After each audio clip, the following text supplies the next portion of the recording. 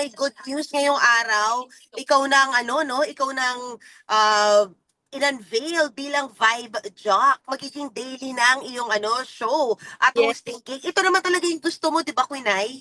Yes naman po, Ate MJ. Alam niyo po yan. I think isa ito sa dream come true. Alam niyo po yung everyday mapapanood ng maraming tao, yung vibe. I'm so excited po.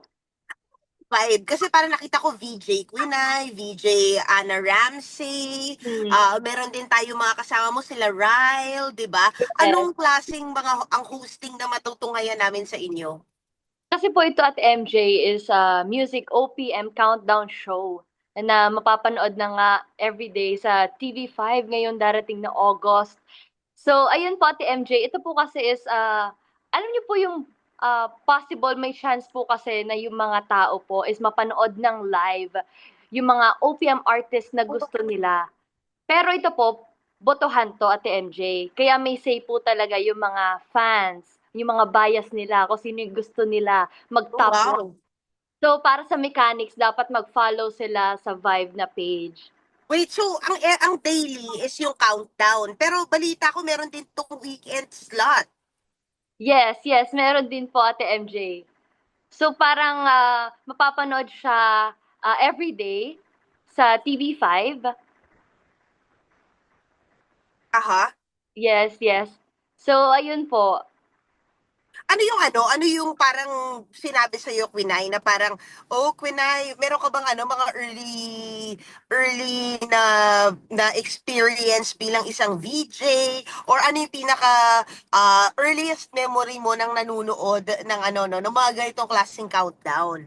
Yung mga ganito, actually, Ate MJ, sobrang natutuwa ako kasi more of napapanood ko lang mga concerts, ganyan. Pero Oh. ito kasi yung mismong mga OPM artist, talagang, alam mo yun, talagang kaabang-abang. Super na-excite ako kasi sino kaya yung magta-top 1, sino naman kaya next week. Alam mo yung may aabangan ka talaga. Oo. Sinong favorite mo ngayon na mga OPM star? Ako madami talaga, Sharon Cuneta, Sarah G, grabe. Sarah G, di ko pa talaga napapanood ng concert pero somehow sana malay mo sabay pala yung tulay. At MJ? So, Kinikwento mo si Sarah G kanina, ano, kumbaga parang ngayon talagang baka mamaya ito na yung maging daan para mapanood mo siya ng live. yes! Di ba? Dream come true na naman.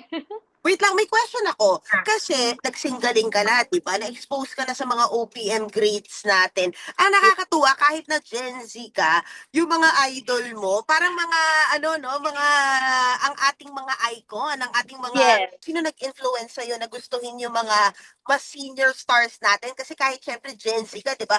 In-expect ko sasabihin mo, G22, ano, etc. Actually, Ate MJ, kapag napapakinggan ko kasi yung mga songs ng mga iconic OPM artist, talagang iba iba yung dating. So, kaya for me, mas doon ako naiengganyo. Pero, Ayan. pero Ate Oh. MJ, na, ano yung mga artist din ngayon, iba rin talaga Iba rin yung atake din Oo, iba rin. Sino gusto mong mga mag-guest? G22. Wow. Oo, 'di ba? Siyempre Para naman women po, grabe. empowerment. Opo. Atake, SB19, mga ganyan. B19, Bini. Pini, I love it. Wait, so Quinay, ang makakasama mo rito, nakapag-bonding na ba kayo? Kasi yung iba, alam ko, ay, ang hirap kasi magsalita dahil yung iba, hindi pa sila, ano, no, hindi pa sila ina-announce. Pero yung mga na-announce na nakapag-bonding na ba kayo? Yes, mga ka-close ko naman po yung mga na-announce na. Kasi po nakasama ko na po si Ate Ana, siyempre 'pag TV5 nagmi-meet up Yes. kami, yes. Tapos sina Paolo, sila Kish nakakasama ko po sila sa Ang Himala ni Nino. So medyo ka-close ko na rin po. Si Ryle, siguro nung inintroduce po si Ryle, medyo hindi pa po kami close, pero somehow mabait po kasi si Ryle, friendly. So kaya madali rin po talagang maka-close. I love it. Ayan, sabi mo, Monday to Friday daw yung voting. Sino yung mga, bakit mahalaga na magkaroon tayo ng show kagaya ng Vibe in this day and age para sa ating younger audience? Kasi, for me, Ate MJ, ito po yung ano nagbibigay ng tulay para ma-showcase po yung mga uprising artists natin, mga hindi pa nakikilala. Kasi alam natin na very talented ang mga Filipino artists. So why not bigyan natin sila ng chance, ng spotlight? So Vibe po ang magiging tulay para sa kanila. I love it. Winay, bukod dito, meron ka pa bang ibang mga gustong i-promote? May upcoming mga shows ka ba? Fans Day? Syempre, gusto ko din po kayo imbitahan, syempre ng Vibe, manood kayo. Malapit na po yan. And Baker's Heart, Ate MJ, manood kayo ng Correct, microdrama! yes, yung microdrama. Mapapanood nyo po yan sa Signal Play app.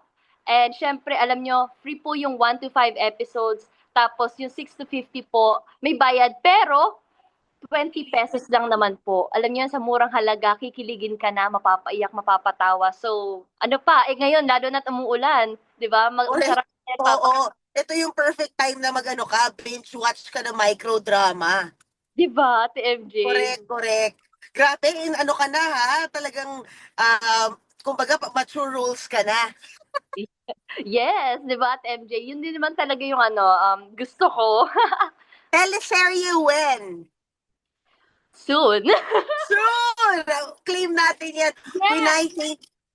Thank you so much. And God bless you. And I can't wait for Vibe. Pwede na ba sabihin yung date? Kung kailan to launching? Siguro po, abangan na lang po nila sa page ng Vibe. Para dun po, Vibe. yeah, Alright. Vibe. Sa Vibe page. Follow nyo po ang Vibe page. Alright. Thank you, Quinay. God bless you at ingat ka dyan sa Batangas. Thank you. Ingat Thank din you. po. Love you. Love you. Thank you.